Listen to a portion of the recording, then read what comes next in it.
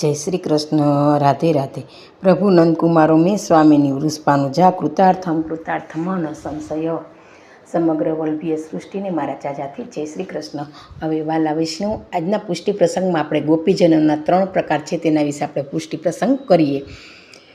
તો પુષ્ટિ માર્ગમાં ગોપીજનોનું વર્ગીકરણ એ માત્ર સંખ્યા જ નથી કે 1 2 3 એમ સંખ્યા નથી, પરંતુ વાલા વૈષ્ણવો જીવની અવસ્થા અને પ્રભુ પ્રત્યેના એની પ્રેમની કેવી વિવિધતા છે, કઈ ગોપીમાં કેટલી વિવિધતા, કેટલો પ્રેમ ભરેલો છે, એ અવસ્થા કેવી છે, એ વિશે આપણે હવે પુષ્ટિ પ્રસંગ કરીએ।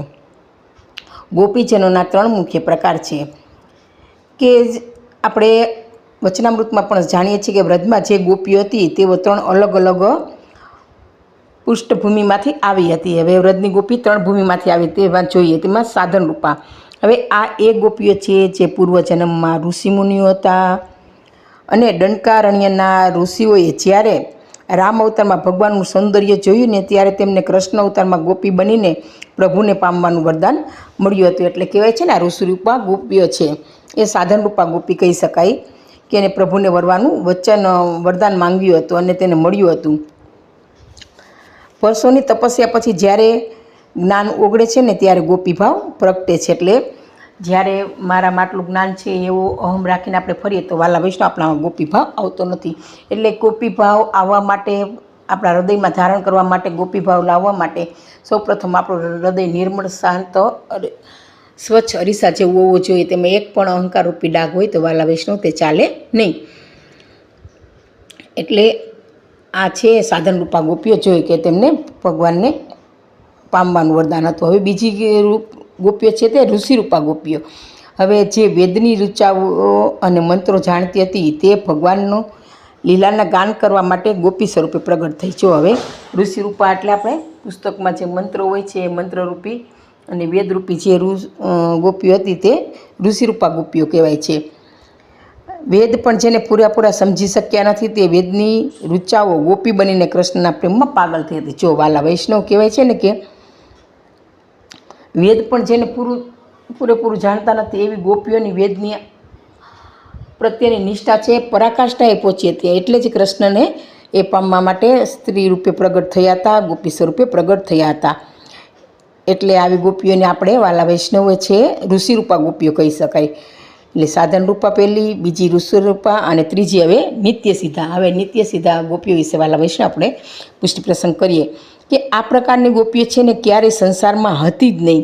એટલે કે તેઓ ઠાકોરજીની સાથે જ ગોલોકધામમાંથી પધાર્યા છે અને તેઓ પ્રભુની આહલાદીની શક્તિ એટલે આનંદ આપનારી શક્તિ કહેવાય છે।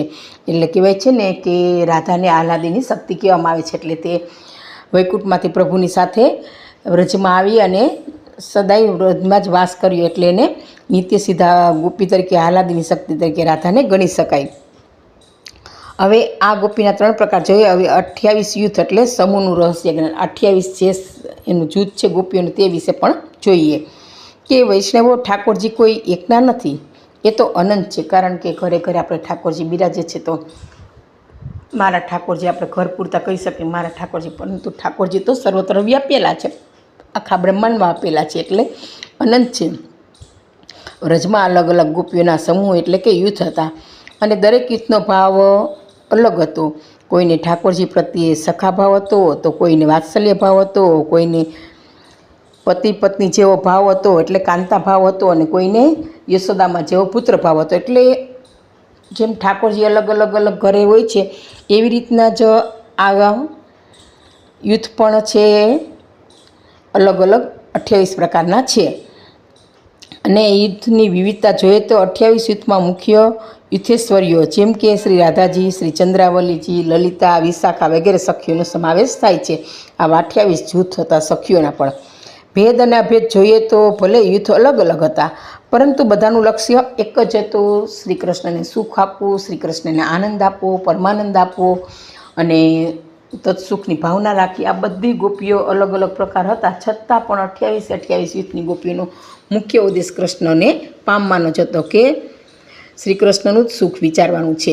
જેમ નદીઓ અલગ અલગ હોય છે આપણે જાણીએ છીએ, પરંતુ તે અંતે તો સમુદ્રમાં જ આવે છે, તેવી જ રીતના 28 યુથની ગોપીઓનો માર્ગ અલગ હતો, પરંતુ તેનું મંતવ્ય એટલે એકમાત્ર એ જ હતો કે શ્યામ સુંદરને જ મળવું છે અને શ્યામ સુંદર જ અમારું લક્ષ્ય છે. એ બધી ગોપીઓનો મંત્ર હતો.